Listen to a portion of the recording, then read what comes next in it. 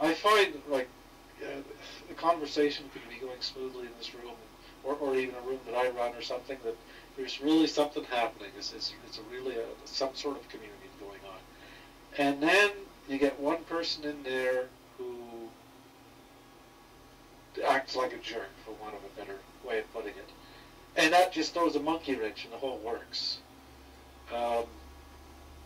Would you look upon something that like that in terms of energy? How would you describe what happens there if you see the same thing? It's I would call it, hello Kismet, I would call it negative creation, Timothy. When a thread is begun and when there is communing happening, it's a delicate place.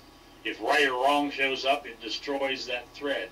If anger or jealousy or hatred shows up, then it destroys that thread. If even the action of in love shows up, if any of those things show up in the room, then the thread itself, the tenderness or the slight, it's a real, what's the precarious conversation. So if somebody comes in, even if somebody comes in and asks a question that they already know the answer to, it destroys the communing. It ruins it. It pulls it back up to it pulls it out of the depths, if you will, out of being deep, and brings it back up to the surface. Okay, I have seen that I myself am very much susceptible to being derailed, having communing derailed, at least at my end, when somebody comes into the room, even if it's a room that I'm running. Well, maybe even more particularly when it's a room that I'm running.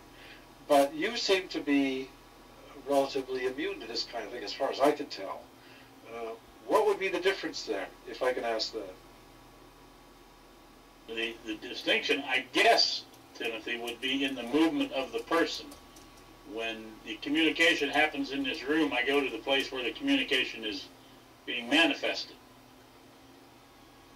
I still can see it being destroyed by the silliness of whoever it is that comes in, and then it's a function of whether or not it gets repaired. For the most part, I don't supply the string, I don't supply the conversation, I supply the safe place for it to take place. This room is a safe place for those kinds of things to take place.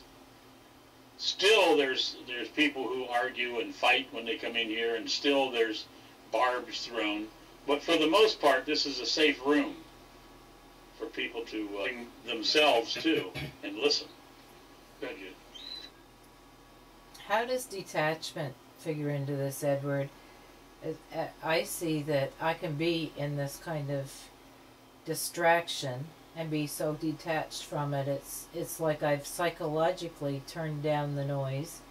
And then there are other times when I just care to actually take a physical action to turn down the noise, maybe leave a room or whatever.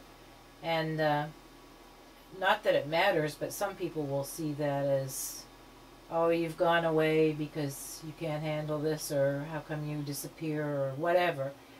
And it may be just turning down the noise, or it may be a valid reason to go away, you know, for what, you know, to get food or give Misty your meds or whatever. So the question is, how does detachment figure into this? And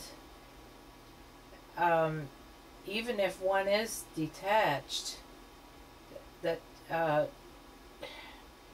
I'm getting into a right or wrong thing here, and I don't care to, about turning the dial of the station by leaving the room or whatever. I see that that's not a right or wrong thing. It's just maybe a preference or something. I don't know what I'm trying to ask. I'm dropping another bombshell in the room, Edward, and saying, can you get a question out of this?